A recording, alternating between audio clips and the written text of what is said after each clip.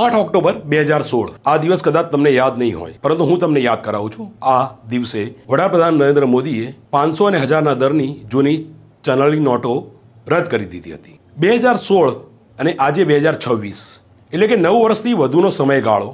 આમ છતાં પણ હજુ પોલીસ દ્વારા રદ થઈ ગયેલી ચલણી નોટો લાખો અને કરોડો રૂપિયાની માત્રામાં પકડવામાં આવે છે.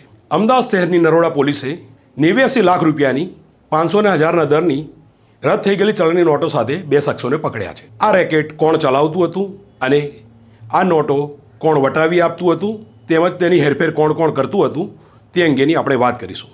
વૈષ્ણવજન તો તેને કહીએ જે પીડ પરાઈ જાનાને રે. નમસ્કાર, નવજીવન ન્યૂઝમાં આપનું સ્વાગત છે અને હું છું આપનો બંકિમ પટેલ.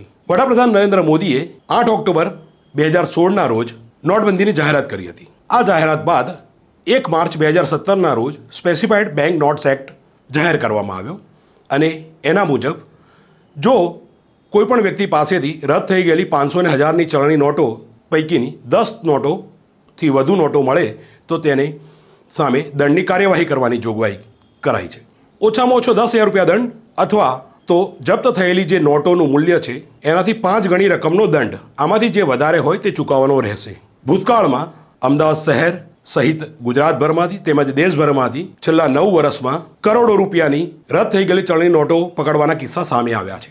ફરી એકવાર અમદાવાદ શહેરમાં નરોડા પોલીસે 2 શખ્સોને ઝડપી પાડ્યા છે અને તેમની પાસેથી 89 લાખ રૂપિયાની 500 અને 1000ના દરની જૂની રદ થઈ ગયેલી ચલણી નોટો મળી આવી છે. નરોડા પોલીસની તપાસમાં સામે આવ્યું છે કે આ જે રદ થઈ ગયેલી ચલણી નોટો છે તેનું રેકેટ પાટણના હારી તાલુકાના માકા ગામના જીતેન્દ્રસિંહ રાઠોડ અને મુકેશ રબારી નામના શખ્સો ચલાવતા હતા. જીતેન્દ્રસિંહ રાઠોડ માટે કામ કરતા કૃષ્ણપાલસિંહ સોઢા, જયેશ પટેલ ઉર્ફે જય પટેલ અને લક્ષ્મણ રબારી કામ કરતા હતા.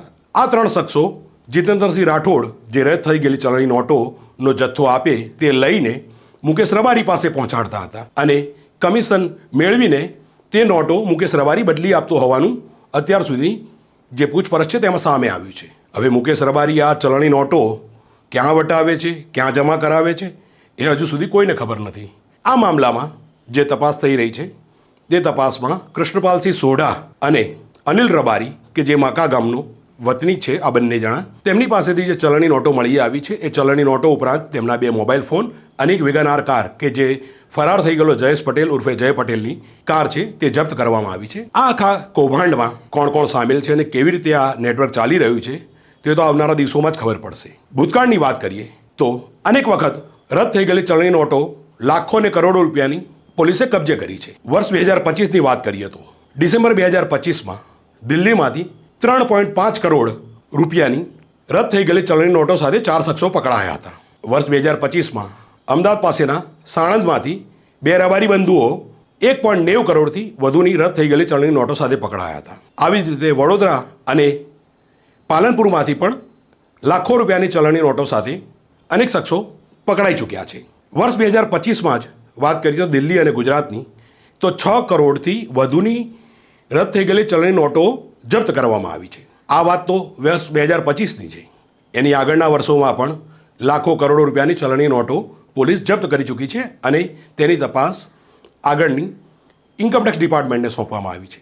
રદ થઈ ગયેલી ચલણી નોટોની જે હેરફેર કરવામાં આવે છે તેની પાછળનું કારણ હજુ સુધી કોઈ સમજી શક્યું નથી કે જાણી શક્યું નથી કે ક્યારેય પોલીસ તપાસમાં સામે આવ્યું નથી. વર્ષો અગાઉ રદ થઈ ગયેલી ચલણી નોટો આજે પણ લોકો પાસેથી મળી આવે છે, પકડાય છે અને તેને વટાવવાનો પ્રયત્ન થાય છે.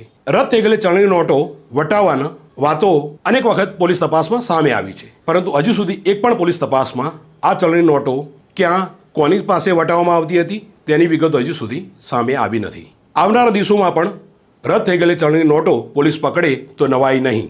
આવા જ સમાચાર અને વિગતો જાણવા માટે જોતા રહો નવજીવન ન્યૂઝ.